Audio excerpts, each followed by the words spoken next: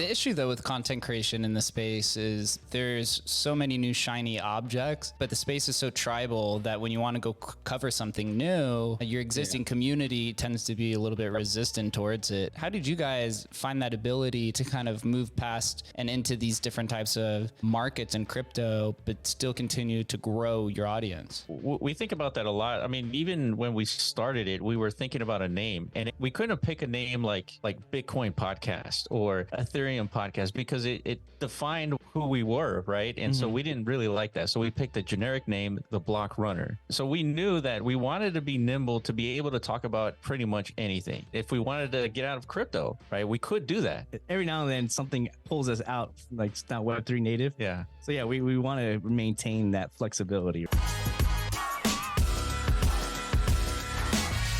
No claps this time because I'm interviewing the ones who are usually interviewing other people. I'm sitting here with Will and Iman from The Block Runner. Man, they've been all over my YouTube channel for the past few months. All of a sudden they started talking about, I think it was track, and then all of a sudden it was bitmap, and then all of a sudden they're just like heavily integrated into the ordinal community. They also run MetaZone, Rovi, mScribe. There's probably 400 other things that they do as well. So we're going to get to the bottom of this, of the metaverse, ordinals, why everyone in the Bitcoin community hates each other, and why we get to be the content creators in the space. So appreciate you guys for coming on. Oh, thank you so much, Jake, man. This has been one of those things where we've kind of been hoping to talk to you just because you've been in the space for so long, and we like talking shop, you know? Yeah, we need to bond with our fellows. Whatever we have a Content unique creators. I guess is that what we are? I think so. Yeah, I guess we are content creators. So whatever it is we are, whatever it is that led us down to this pathway of like influencer, I guess that's what we're trying to become. Or so You're trying to become that. I'm more like the tech guy.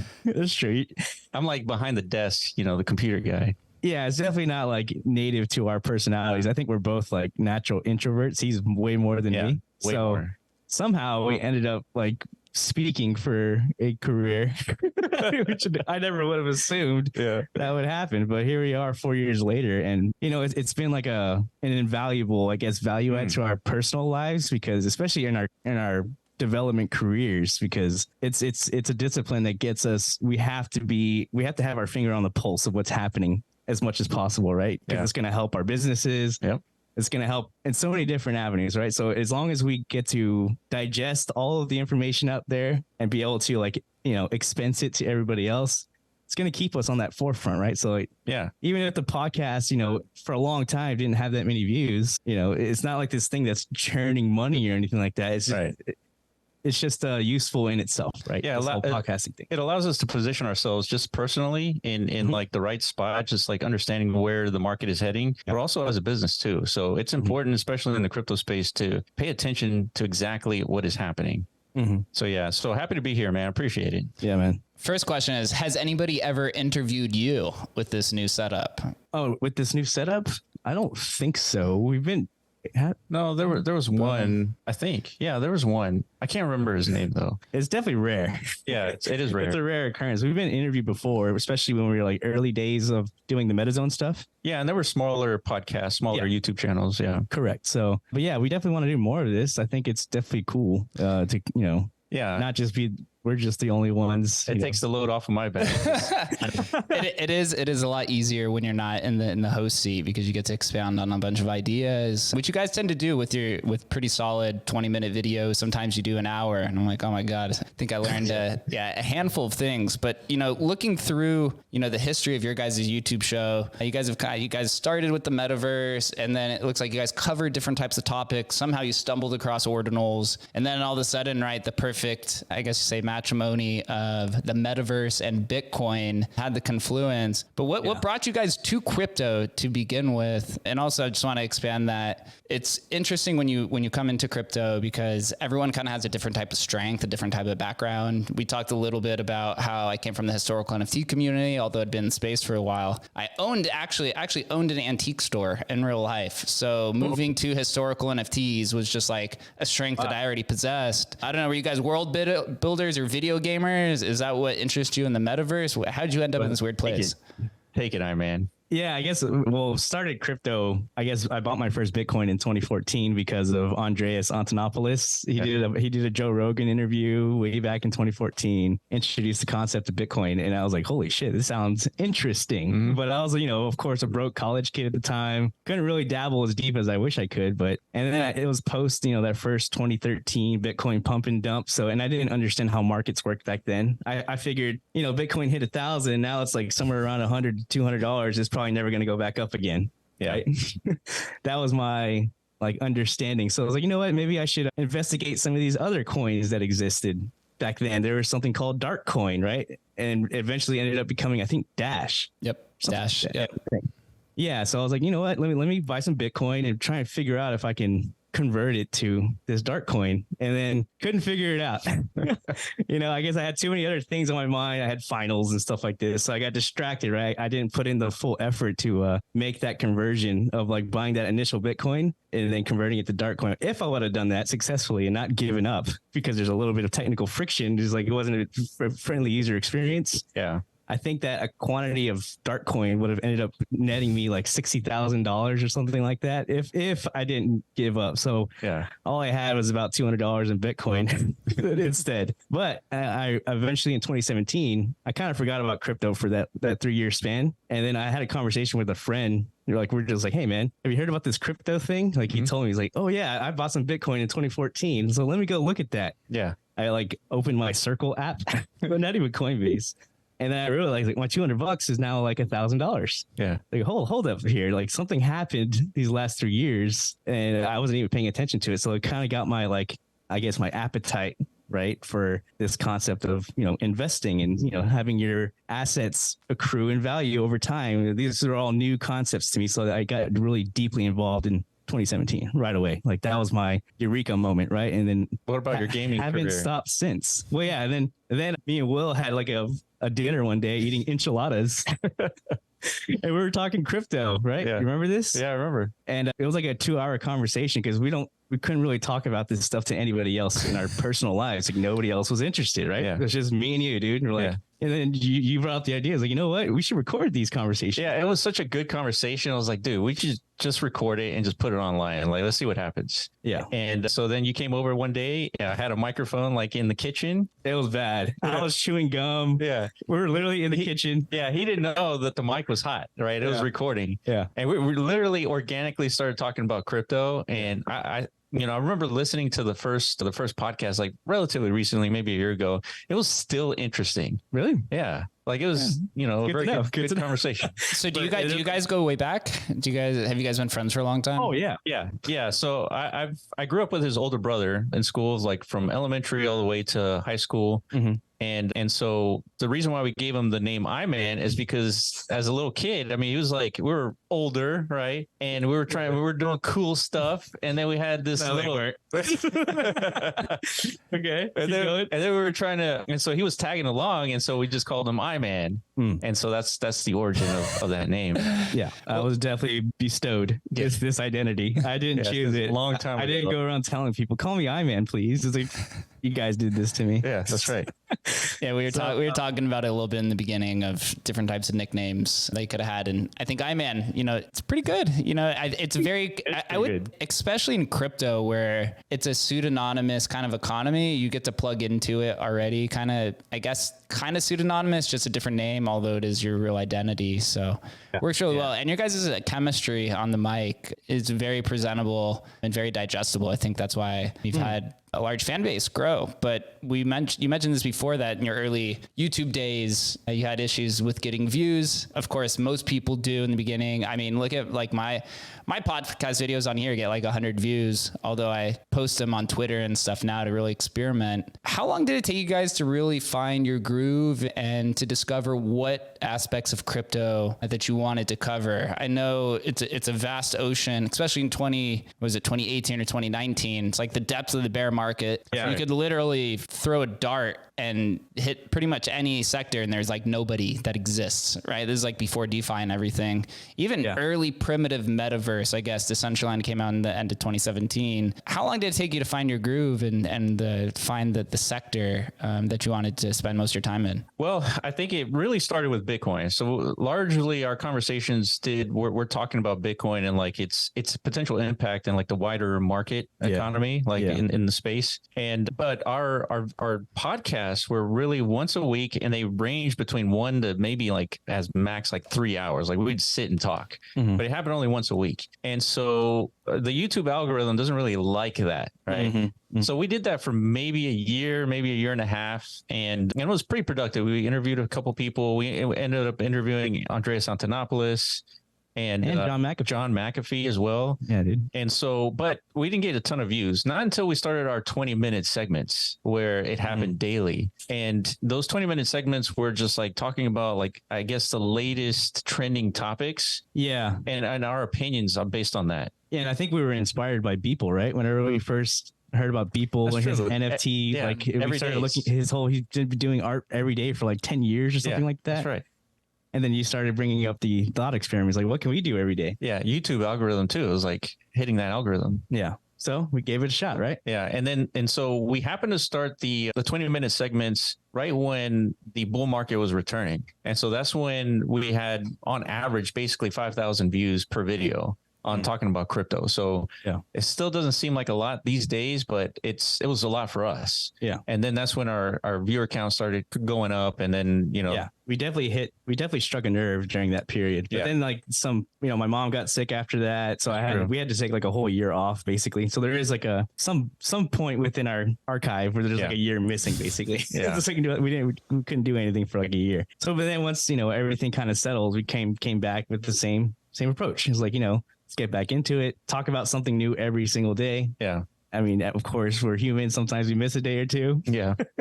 But that's kind of like our thing. Like we've definitely found a groove that we are comfortable with. Like, and there's never like a shortage of interesting things to investigate in this Web3 crypto space. There's always something, right? Whether it's AI, what's going on with the layer 2 race on Ethereum. And then now ordinals, this is like this new fucking explosion of interesting topics, right? Now bitmaps. And so, I mean, it's like, it does feel like it's nonstop action. And right. So there's always something to talk about. Yeah, exactly. The issue though with content creation in the space is there's so many new shiny objects, but the space is so tribal that when you want to go cover something new, your existing community tends to be a little bit resistant towards it. So you kind of just have to make the sacrifice to say, hey, I'm going to pursue my interests. And those that are following me, kind of move out of your boundaries or out of your little box to kind of discover that. How did you guys find that ability to kind of move past and into these different types of markets and crypto, but still continue to grow your audience? We think about that a lot. I mean, even when we started it, we were thinking about a name, and we couldn't pick a name like Bitcoin podcast or Ethereum podcast because it defined who we were, right? And so we didn't really like that. So we picked a generic name, the Block Runner.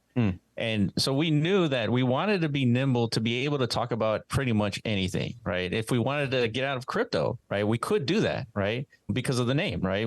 It's not a crypto podcast, it's the Block Runner, right? Yeah, and every now and then we do that, right? Like whenever Tesla unveiled the Cybertruck. We did a live stream for that event. It was just, every now and then something pulls us out, like it's not Web3 native. Yeah. So we want to maintain that flexibility, right? But of course, our main interest is always these crypto focused things. Yeah, and to answer your question, Jake, we feel like if we only talk about Ethereum or we only talk about Bitcoin or whatever it is, we feel like it's disingenuous to people like us, where we want to understand what is happening, not what is happening in Bitcoin or Ethereum. We just want to understand like what is the thing that's capturing people's attention, and then decipher whether or not it's like, is it a scam or is it something that's going to actually be something that developers use to build on top of, right? And so, because if you're able to identify opportunities, that's where the most entertainment happens. That's right. Yeah. Entertainment. it appears that you identify a lot of opportunities in a variety of ways. I introduced you with 3 different products on top of, your show, your content creators, your entrepreneurs, your builders. At what point of the journey did you create your first product, which I think is MetaZone, if I'm correct? Did you say, hey, we feel strong about our show and our content. Now let's become builders.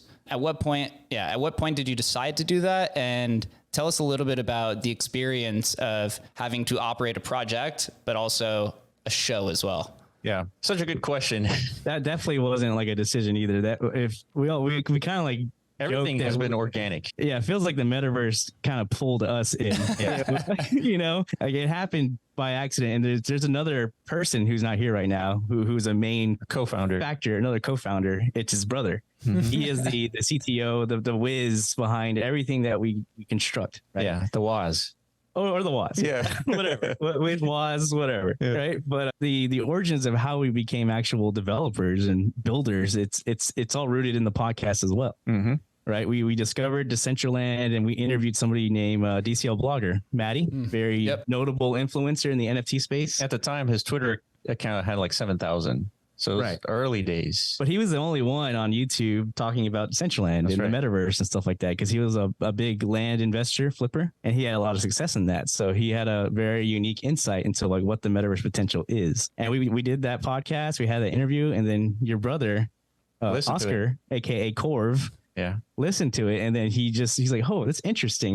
He has a background in game development, right? So there's an SDK in Decentraland. Let me dabble. Let me see what I can create. And like, I just walked in one day into their house, and he's like on his computer, and like there's these walls. Yeah, he assembled this game called the Block Runner, where these walls come at you. Yeah, and you can jump over it. And I'm like, what the hell are you doing, dude? And he's like, oh, this is Decentraland. Like I'm building something like a game. And then that's kind of like the inception point. It's just like once we saw that you can start creating things, we kind of got hooked, right? Yeah. Like, what else can we make? And what is the MetaZone? How do you describe that? Okay, so just outside, first, don't give me your tagline that you open the shows up with. I want a more in-depth description of what the MetaZone is. Oh, absolutely. Yeah. So just to continue this thought, because it's what led to what MetaZone is that my brother, he built this game, right? And remember, in Decentraland, you are confined to the parcel that you own, right? So typically it's like 16 by 16 meters. Yeah. So it's like, what kind of game will people come and stay and play, right? Mm-hmm. So he came up with this game where these walls come at you and you're an avatar, you just jump over the walls, the counter goes up. Mm-hmm. The bigger the number, the better, right? Yeah. Right. It was very simple. And so he built this. It was like, okay, so I deployed it. He figured out that it was extremely complex to deploy something like this. Like if Iman needed to deploy this on his land, we'd have to give him code, and he didn't need to know what to do with that code to deploy it on his land. Yeah. And so that's when we were like, this is not sustainable, right? There's a problem here. So my brother was like, he also has a background in full stack development. Mm-hmm. And so he platformatized making content and making it easier for anyone to purchase that content and with one click deploy it on their virtual land. Yeah, because the reality of the metaverse space and Decentraland specifically is it's like the landowner dilemma, right? Or we called it like the metaverse trilemmas. All the landowners are a bunch of me's. That's right. People who don't code, don't have any like development skill, right? But I own the asset. I own the development bandwidth of like deployment grounds in the virtual space, right? So there's a disconnect there. Mm-hmm. And that's where MetaZone solves that. Yeah. So MetaZone simply makes it easier for developers to make content, submit that content, and anybody can purchase that content. We call metas, which is metaverse enabled tokenized applications. They purchase that content, and with one click, now they can have a DEX, a decentralized exchange as an NFT deployed on their land with one click. Right. Or a game. And all these items are composable. So you can purchase a bunch of metas, drop them on your land, move them around to where they make sense. And all of a sudden you have multiple applications running on top of your land. And so that's essentially what MetaZone is. And how has that experiment been going so far? As we know, the metaverse has taken a pretty big hit, and so much to a hit that, even Vice has done things like hit pieces where there's actually only 45 people roaming these types of lands. Is it something that you still actively develop on and you still build, or are you more so calling that experiment and then trying to apply that to some of your future endeavors? Yeah, so we're still actively developing. So just to go a little bit deeper, so the idea is essentially developers make content, deploy that content. So it's a marketplace. The marketplace ended up generating around 4 million mana. And the majority of that went to the creators of that marketplace, because we're not the only creators on MetaZone, right? Mm-hmm. And about a year and a half after that, about a year and a half, Zuckerberg steps into the chat and he was like, you know what, I'm going to change Facebook to Meta. Yeah. And all of a sudden, everybody's interested to the metaverse. Yeah, we were the only meta. Yeah, it was like room. MetaZone, MetaMask, and like MetaFactory. MetaFactory. Those are the only three. Yeah, yeah. And then all of a sudden, everybody's metafied. Yeah, post that pivot. Yeah, it was interesting to see. Yeah, and so at the time, we were like, okay, so now with this interest, people see the value. We got Grayscale predicting the metaverse be like $13 trillion and trillion here, trillion. These are things that we weren't saying, somebody else was saying. Mm-hmm. We're like, okay, now people are starting to see what we see finally, right? Thank you, Zuck.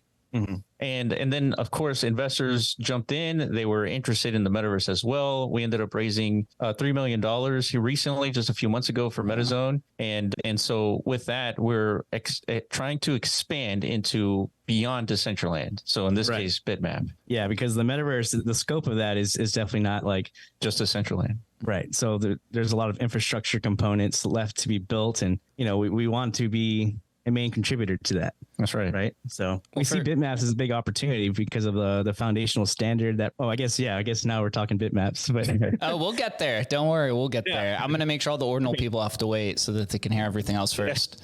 Okay. You raised 3 million in, peak bear market. I could see this being a little bit conflicting to maybe some of your users, because a lot of people on Bitcoin tend to call VCs a scam. Even some people in the Ethereum space call VCs a scam. Can you just describe your relationship with that VC, pros and cons, benefits, and what do you tend to do with all of that capital? I can see why there's some members of the community who think, it's not good to have VCs come in. But in my opinion, I think VCs add a lot of credibility to the space.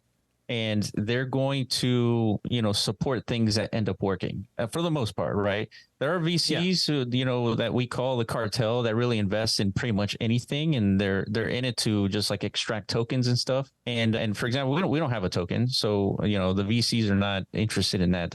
We happened at the time, we had so much interest in investing that we had the luxury of just picking our investors, right? So from that point of view, we picked investors who were aligned with the thinking of the metaverse. And so Safermian and CMT were our leads. They're big in the metaverse. CMT's investing in Improbable, which is running the whole Yuga or other side. The other side, yeah, correct. Yeah, and they're introducing. Yeah, we like a lot what that team is doing with mScribe. Yeah, and introducing metaverse development primitives like MML, metaverse markup languages and stuff. Because this is a lot in line with our thesis of like where we are. Infrastructure. Yeah, we're in an infrastructure building era, right? So the main contributors need to kind of like focus on these types of primitives. So yeah, it's good to be aligned with, like you're saying, with our investors. They're investing in the right, projects, entities, whatever, focused on this specific, part of the development cycle. Correct. Yeah. And so, but I get why, VCs get a bad rap, because for the most part, people are exposed to like the scam side of crypto, where VCs pour in money.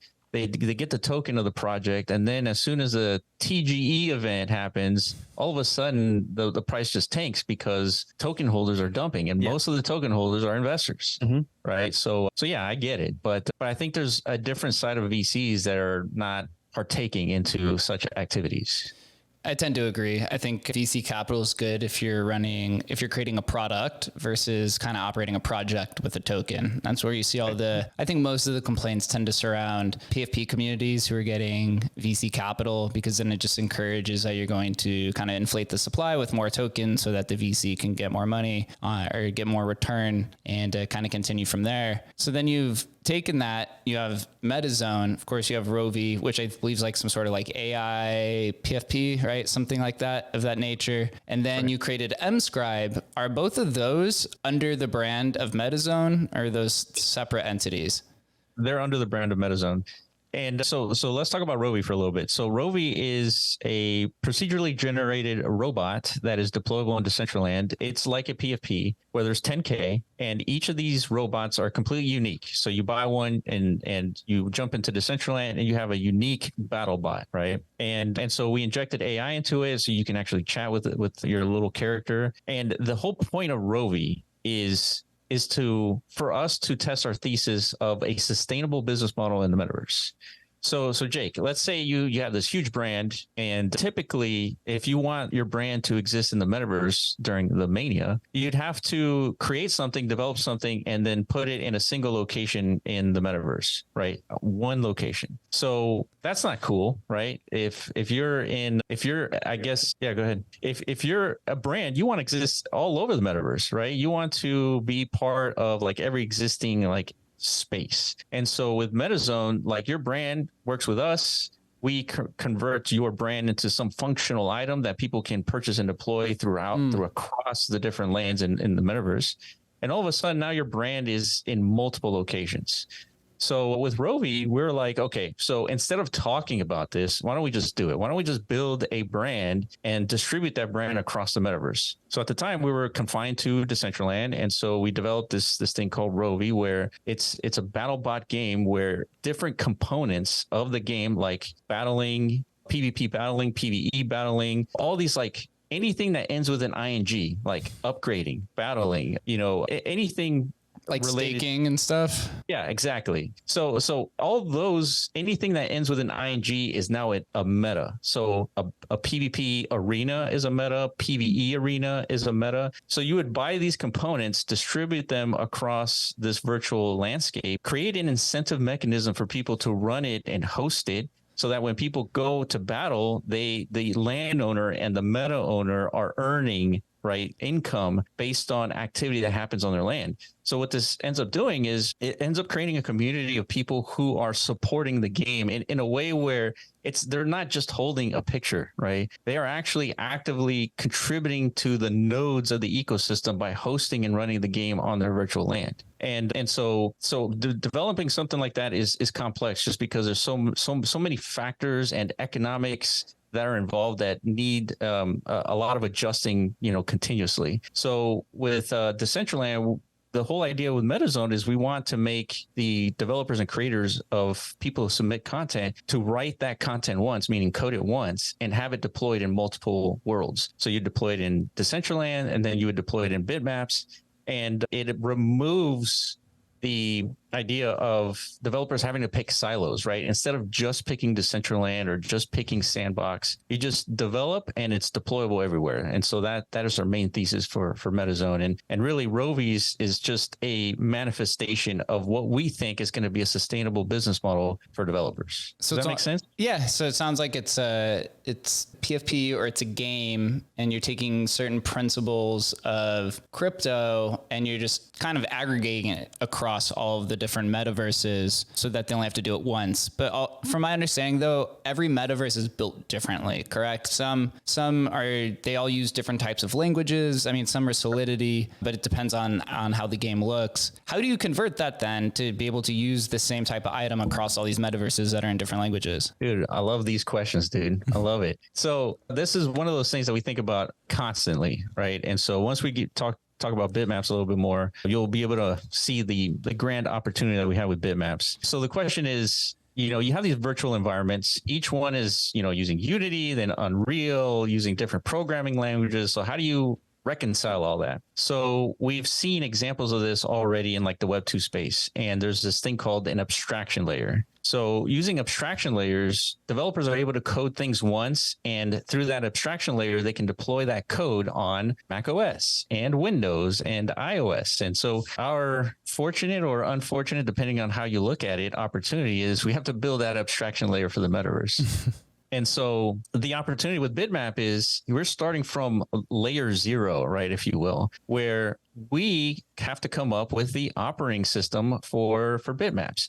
Now it's the operating system is a complex way of saying like a technology stack, right? We're going to select Unity or Unreal. We're going to select some networking stack and an avatar system. So it's like the full metaverse stack, right? What is that going to look like? And the whole idea is to add an SDK on top of that so that developers can come in and build on top of this operating system. You would come in, connect your bitmap to this operating system. And then because we built it, we're connected to MetaZone, you would just come in and purchase and deploy or make your own applications that anybody can purchase and deploy. And then you would run that on bitmap.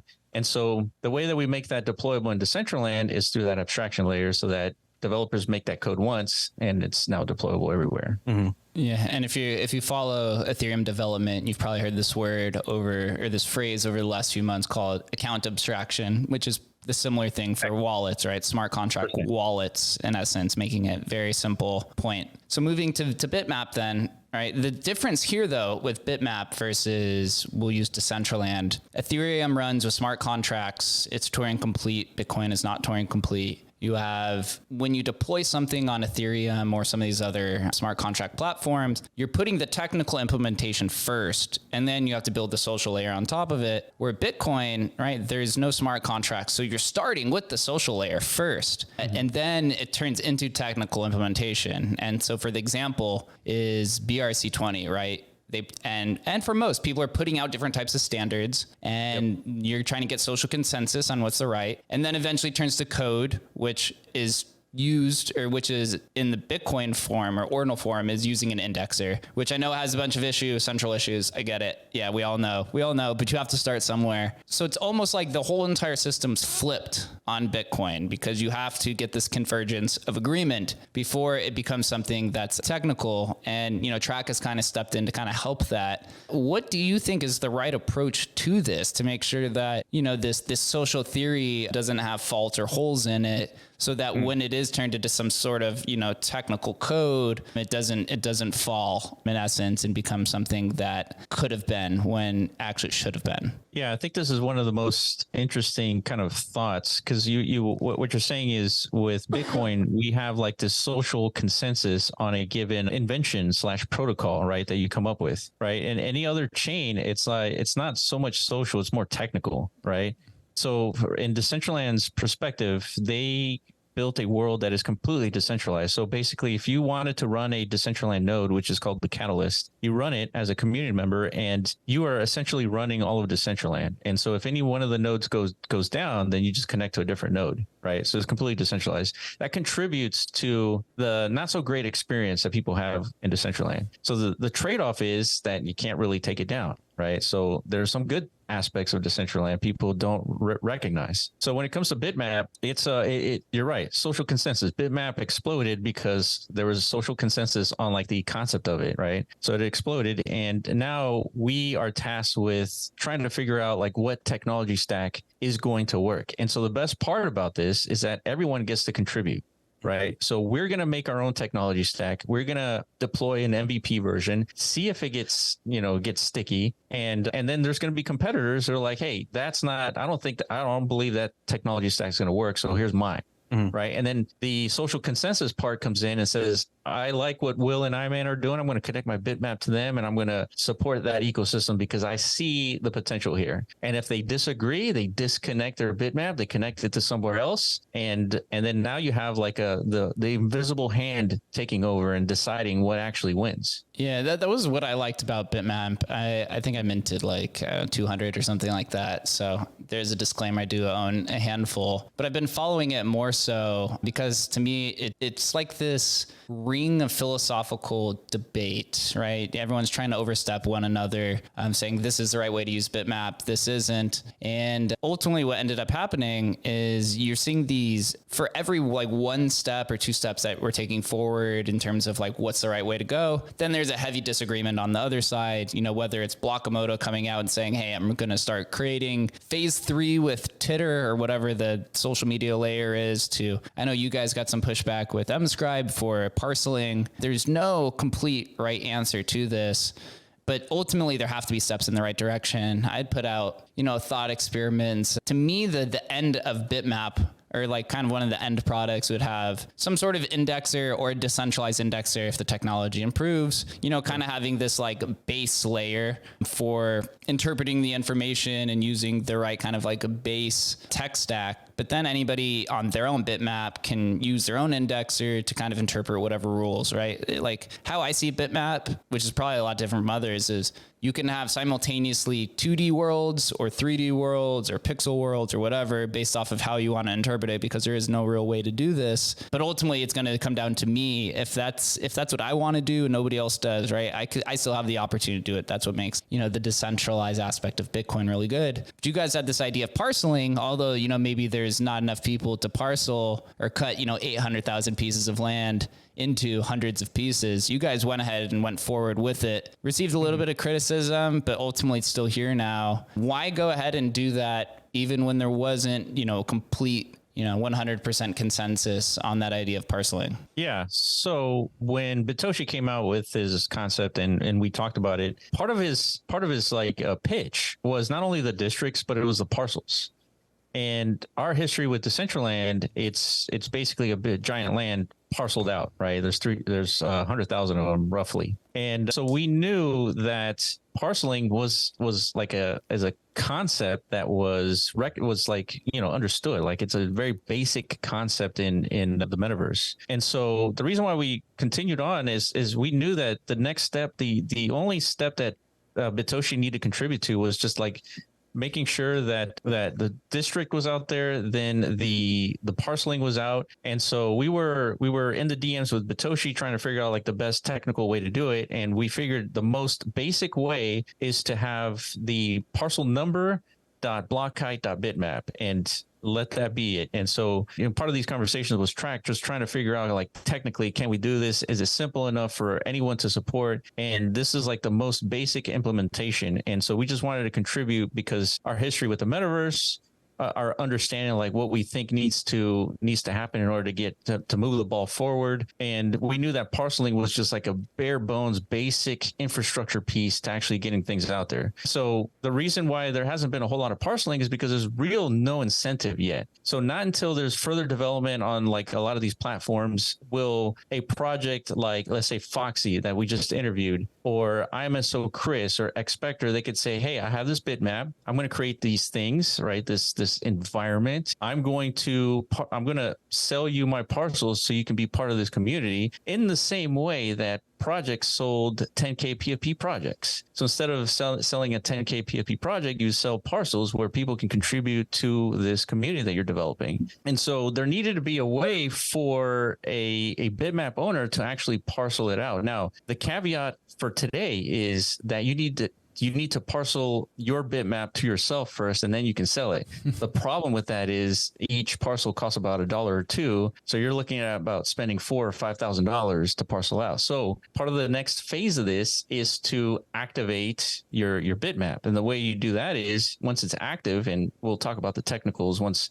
we figure what that looks like. But once you activate it, people can come to a website that you've connected your bitmap to, and they can say, hey, I want to be part of Jake's world. I'm going to select this parcel and I'm going to inscribe it. And perhaps if you decide you could get a cut, you can mint it out for free. You can do an auction. You can do whatever you want. But ultimately, I'm going to a website and I am purchasing a parcel or inscribing it. And now I'm part of your world. Right. So once that's there, then community members, projects can start thinking about how do I get people to come join my community? And in the same way as like you spin up a 10K PFP projects, how do I get people to join my community, right? Sell these PFPs. So exact same thing is going to happen, but for the metaverse on Bitcoin. But we got to enable that technically. So that's still kind of like in progress. Yeah, there's a lot of things that you have to overcome. So if we kind of like step back for a second outside of the technicals, would you say each bitmap itself, so each block is the equivalent of a Decentraland, and so the potential of bitmap is much larger than what Decentraland is, because essentially it's 800,000 Decentralands inside of one Bitcoin verse. Is that how you're seeing it? Yeah, perfect. So this is how we see it, and it's not necessarily how everyone should see it. So yes, essentially the way that bitmaps are structured in the fact that they have like X amount of transactions representing parcels, it mimics very close to what Decentraland looks like, right? The cool thing about bitmaps is it's non-arbitrary, right? The amount of transactions in your block, it happened organically, and it happened through the interaction of humans across the planet interacting with a network called Bitcoin. And those transactions, right, they're non-arbitrary. So a human did not make those decisions, right? Unlike the team at Decentraland, they just arbitrarily decided a coordinate system of 150, negative 150, negative 150 to 150, right? So that's what's cool about Bitmap, and there's 800,000 of them. So it's like 800,000 different Decentralands. So we gotta sort of, what we did with MetaZone is platformatize a way to make it easy to deploy content. We got to take that platformatizing concept and apply that to what Decentraland did. What if we could platformatize what Decentraland did for 800,000 bitmaps, right? And so now all of a sudden people have their own ecosystem with their own economies, and like each one could be like its own little small country. And so I think that presents a huge opportunity. It's a technical endeavor for sure, but I feel like this is one of those like necessary things to work on, because if we don't work on it, I don't know how much it's going to actually progress, right? That's what it feels like, at least. Well, that's what happens when there has to be an ungodly amount of, social capital and social coordination that needs to be put together to kind of make all of this happen. Turning the idea then into, this tech stack, the current form is using this indexer, which is very much the kind of center of contention of not just bitmap, but BRC20 and pretty much everything that's on ordinals right now. When you went about evaluating bitmap in terms of like what's the right course for technical implementation, you worked with or Benny from Track went and built this, Track, which is creating indexers for all these different protocols. Did you evaluate any other options before deciding, hey, or at least personally of saying like, yeah, this is probably the right direction, or, we need to find another way out that maybe maximizes more decentralization, which is the foundational pillar of Bitcoin? Yeah. So,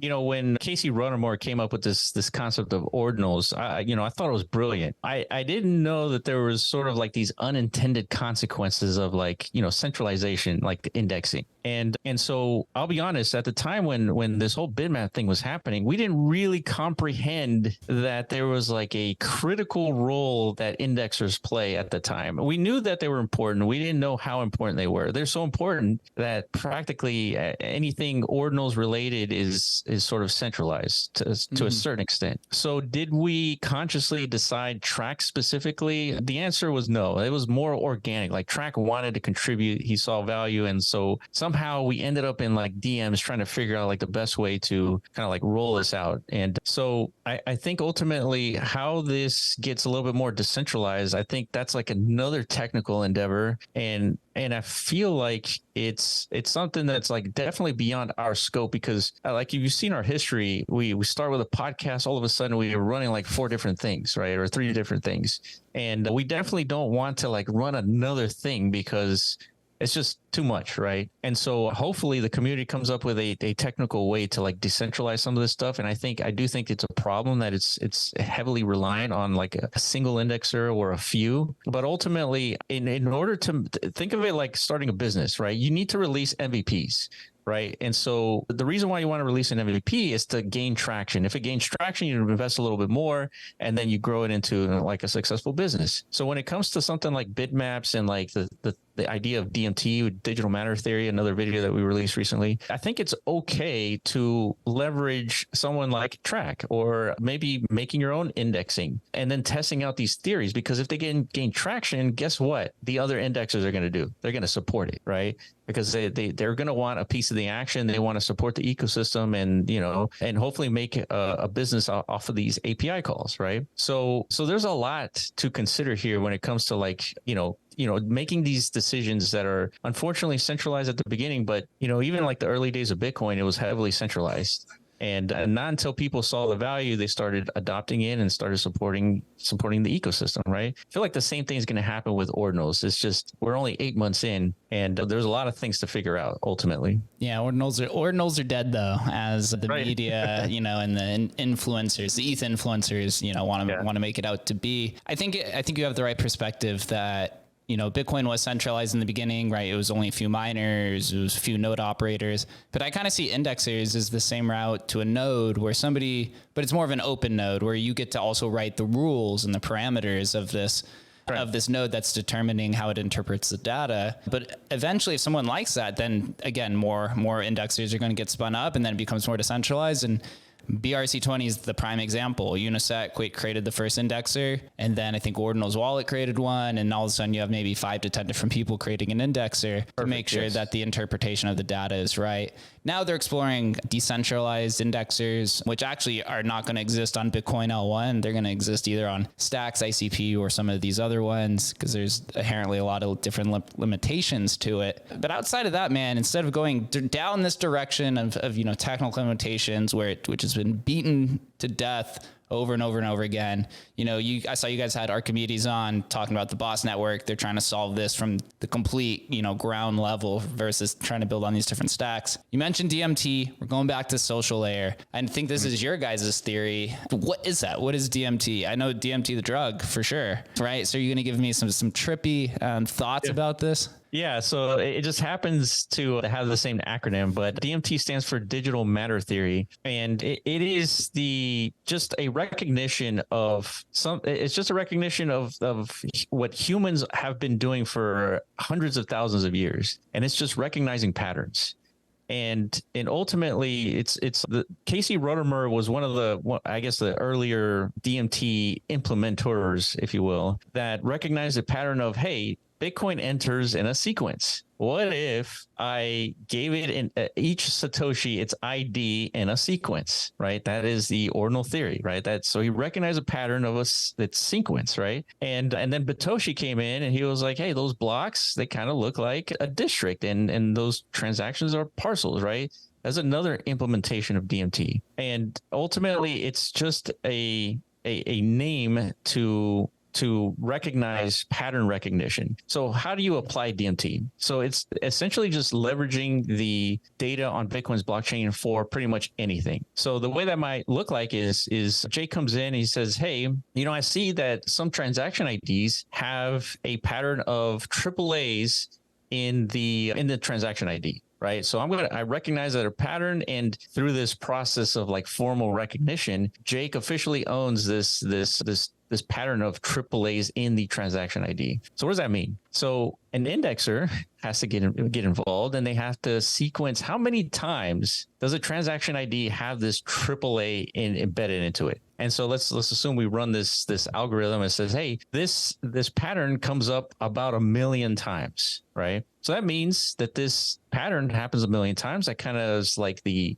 supply of a BRC20 token. It's completely non-arbitrary. And so we're like, hey, these are non-arbitrary tokens. And then we're like, okay, let's look at every single token out there. Every single one is arbitrary. Why did Satoshi come up with 21 million, right? Why these numbers? Why, right? It's because they're all arbitrary, and it's just a number that everyone picked. So now we have an opportunity to leverage an organic chain of transactions, find the patterns within this chain, and then all of a sudden inscribe those patterns as BRC20s, and we have a method of non-arbitrary token generation. And so what's cool about this is that if Jake comes up with this pattern, it gets formally recognized, all the indexers agree, is like, yep, this is Jake's token. The bitmap holders already own the token, right? It isn't something that we have to go and inscribe and someone front ran us 10% or whatever it is. It's already embedded into the ground of bitmaps.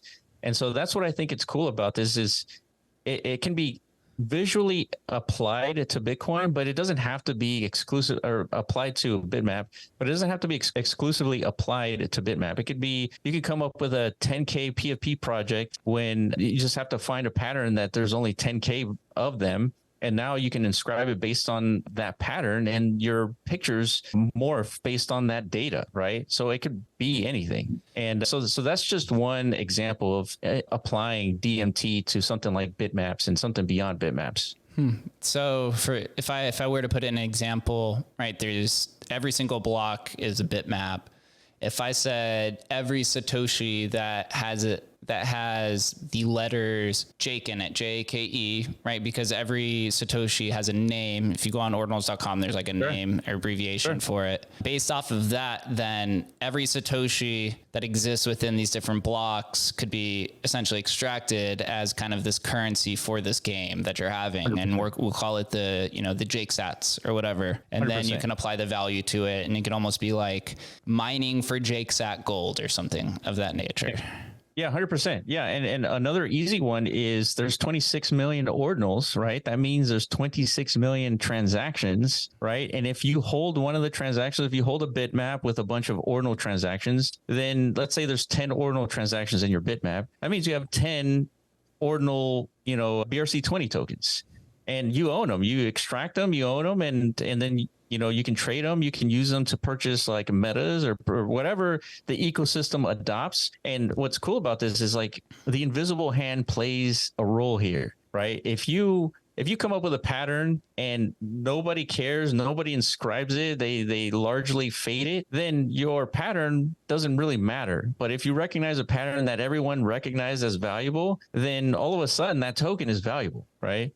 And so I think this is a very cool way to, do like a pseudo airdrop where it's not an airdrop. It's like a ground excavation, right? So it's cool. It's different. Yeah, it's almost like a different form of the Rodimer rarity index, but it's more theoretical. And there's a lot more variables that can kind of contribute to it. 100%. 100%. Extrapolating out from the social theory, and we're looking back, at a Bitcoin metaverse. Like what are we competing here for? What is the possibility of maybe an adopted bitmap that, has been built out? There's a tech stack.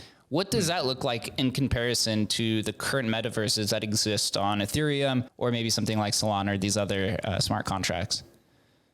Yeah, that one's tough because it would be like saying, we have this thing called the internet and, we have like these things called websites. And it's like, what is the end game for websites? Like, it's really hard to say, right? It's hard to point out. It's like, there's this thing going to be Facebook, right? There's Amazon, like it's hard to point out, right? But how do you have a successful metaverse is like another way to ask that same question. And I think ultimately, even though we're talking about the metaverse and bitmaps, I think it's a lot like the internet and websites. The metaverse is like the internet and bitmaps are like sort of websites. And the cool thing about these websites is that we can have contributors contribute to building out this website. And so this website could be anything, focused like just on social aspects, or it could be focused on like having a place to come to work, right? There's some economic incentive to come here and like interact in this bitmap. And so I think it's ultimately going to be up to like the developers. If the developers don't do anything, I'll tell you right now, nothing is going to happen, right?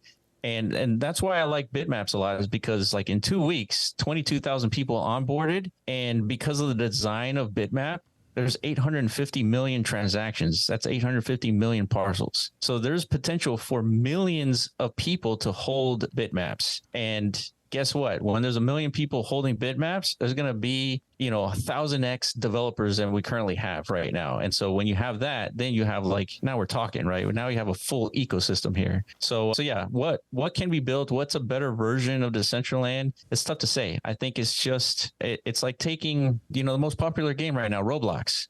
46 million daily active users. Is that possible on bitmaps? Absolutely. I mean, it is just a tech stack, Roblox. It's an SDK that developers come and build for, right? You could say that for bitmaps. That is absolutely possible, but it needs to be built. And the hard part here is that developers like us, we just have to decide to build it. And hopefully what we build ends up being sticky, right? And I think Roblox has been around since 2004 and it took them like a decade. So it's definitely not easy, whether in Web 2 or Web 3. Game development's hard. So I'll leave you then with this last question. What would you say are the primary factors that will lead bitmap to become something similar to 800,000 different plots of Roblox or video game worlds versus 800,000 blocks that becomes GeoCities? Yeah. So what is the deciding factor? Yeah. What factors do you think will determine to push it into the direction of something we want the metaverse to be versus something that looks like the 90s internet? Yeah, I think there's elements of like the generations that come into play here. So the kids growing up these days, they spend a lot more time. Like I remember when I was growing up, we'd play outside like on a regular basis, right? That doesn't happen so often anymore, right? And so I think a lot more time is going to be spent on the internet and these virtual spaces. And so there's going to be contributing factors here that make this make more sense, right? So I think largely one factor is the financialization of like this 3D space. I think there's going to be people spending a lot more time because they're incentivized to spend more time in this virtual space, because if you're born in some disadvantaged country, you don't have the same economic opportunities as you otherwise would in like this virtual space, right? So I think that's going to play a role. I think the social aspects, where are your friends at? Are they in Roblox or are they on bitmap? Like, that's going to play a huge role. And I guess from a developer standpoint, it's for us is really focusing on MVPs, testing out theories. There's no way you can, build out, Grand Theft Auto 5 and just assume and you parcel out that world and you assume that economy is going to work, right? You have to start small and you have to figure out like, items that you can test, concepts that you can test, and then see if it works and build off of that, because it's too expensive. It takes too much time to build out these virtual worlds. We got to start small and then grow organically through traction. Well said, my friend. Well said. I appreciate you guys for having this conversation. I know we could go on for another hour. We probably will have to, honestly. I love talking philosophy, the bitmap community. Although the price has tanked, it does seem like there's still a lot of people around still trying to build on it. Very, very early primitive days, just as we'll say now, as we said 5 years ago, and we'll probably say 5 years from now, we're still early. So appreciate you, Will. Appreciate you, Iman, for coming on.